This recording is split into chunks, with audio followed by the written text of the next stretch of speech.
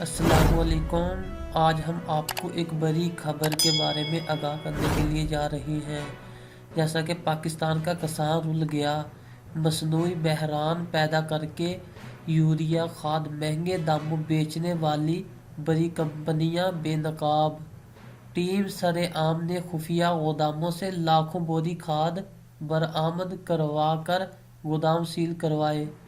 Deputy commissioner Vehari نے اگلے ہی روز گودام کھلوا دیے۔